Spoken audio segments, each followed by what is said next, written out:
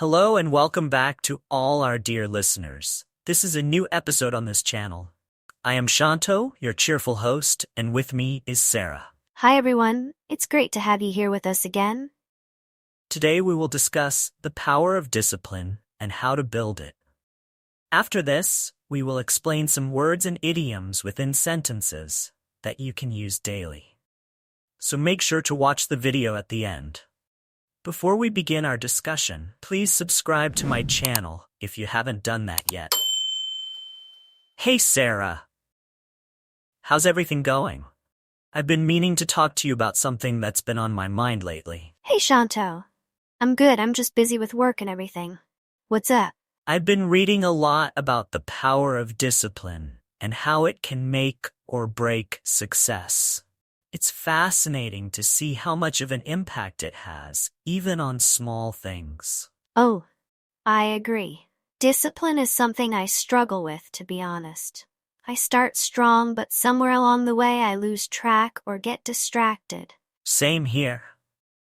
But I think that's exactly why I want to improve. They say discipline is the bridge between goals and achievement, and that resonates with me. That's a powerful way to put it. I guess if you're disciplined, you don't just rely on motivation, which can come and go. You have a system in place, and you follow it no matter how you feel. Exactly. Motivation is temporary. I can feel super motivated on Monday and completely exhausted by Thursday. But if I have discipline, I can push through even on the hard days. That's what successful people do, right? Yeah. It's like building a muscle. The more you work on it, the stronger it gets. But I feel like we rarely get taught how to be disciplined. It's always about setting goals, but rarely about the discipline to reach them. That's true. I think it comes down to setting up routines and sticking to them. I read somewhere that creating small, manageable habits is the key to building discipline. It doesn't have to be big at first. That makes sense. Do you think there's a difference between self-discipline and just forcing yourself to do things, though? Sometimes I feel like I'm just forcing myself, and it doesn't feel sustainable. That's a good question.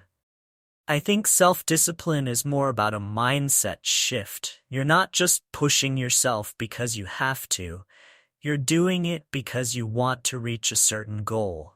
It's about making a promise to yourself and keeping it. So like shifting from, I have to do this to, I want to do this because it'll get me where I want to be. Yes, and I think once you see the results, it becomes easier to keep going. When I started working out, it was so hard to stay consistent. But after noticing the benefits, it felt less like a chore and more like something I enjoyed doing. I get that. Seeing progress helps to keep the momentum. I should try breaking my goals down into smaller parts. Like instead of saying, I want to finish this big project, I could say, today I'm just going to focus on one section. That's a great idea. Small wins build up. And I think being disciplined can even be freeing.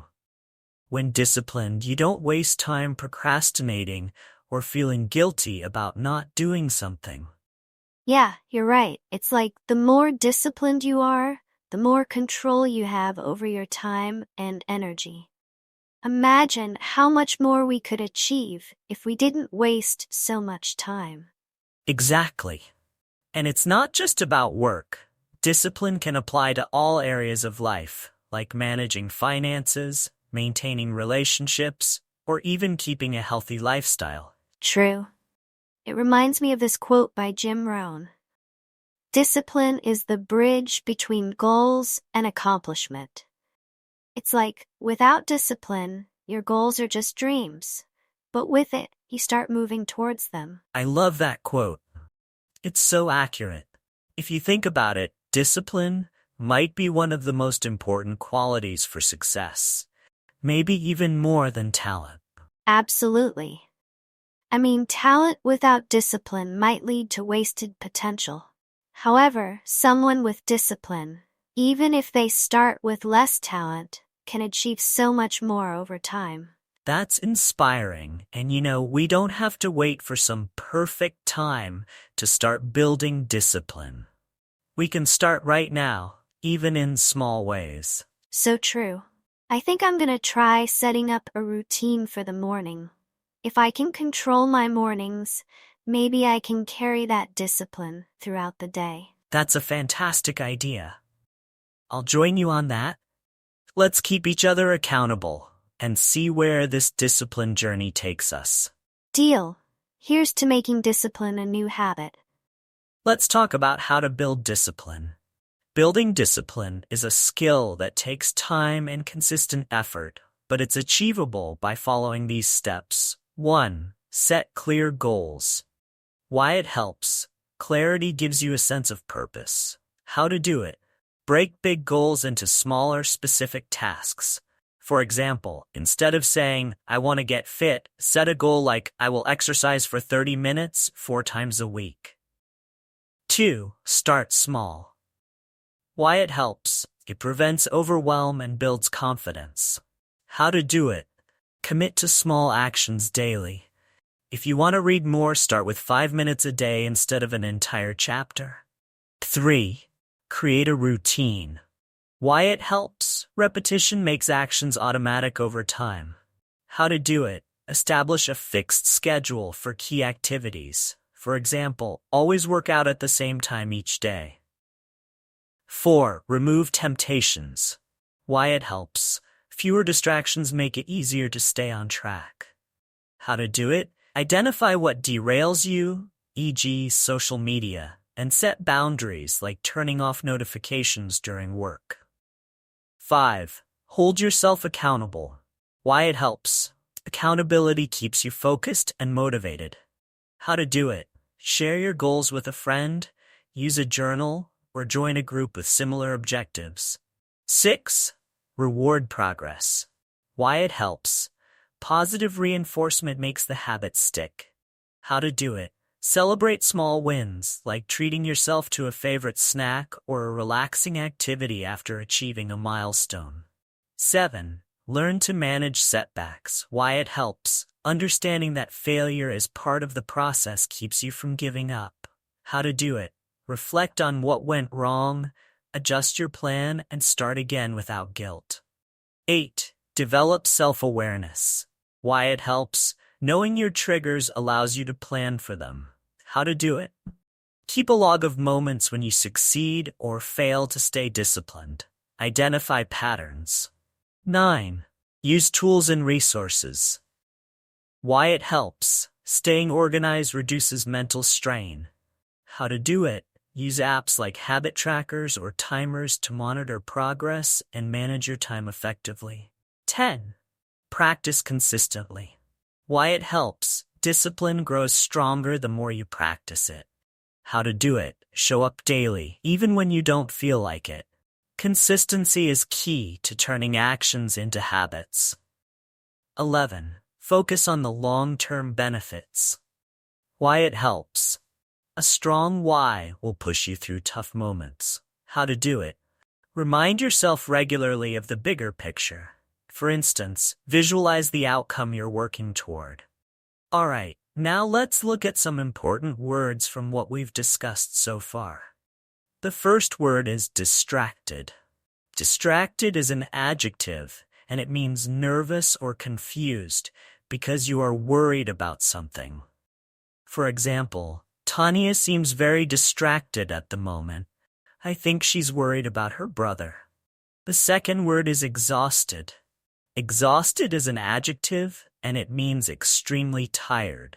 For example, by the time they reached the summit, they were exhausted. The third word is consistent.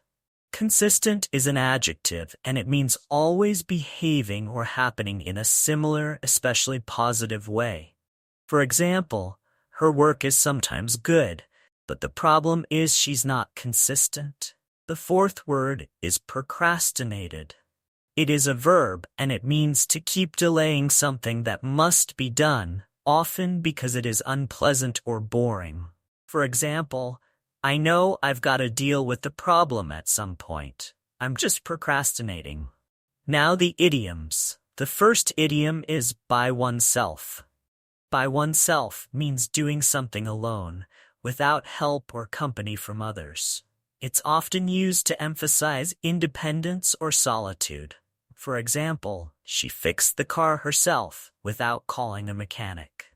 The second idiom is cut it out. Cut it out is an informal way of telling someone to stop doing something, usually because it's annoying or inappropriate. For example, the kids were throwing food in the cafeteria, so the teacher told them to cut it out.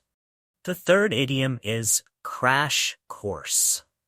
A crash course is an intense and rapid training or learning session on a specific topic, designed to cover the basics in a short amount of time. It's often used when someone needs to learn something quickly. For example, I took a crash course in Spanish before my trip to Mexico. The fourth idiom is drop someone a line. Drop someone a line means to contact someone, usually by writing a short message or sending a quick note like an email or text.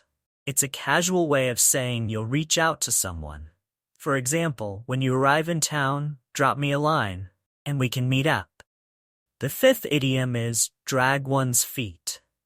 Drag one's feet means to delay or act slowly in doing something, often because of reluctance, laziness, or lack of enthusiasm. For example, he's been dragging his feet on finishing his project because he's not interested in it. We hope you found this useful and learned something new.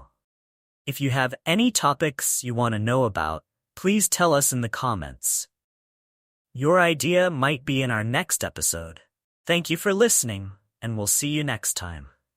Before you go, please click the like button and subscribe to my channel.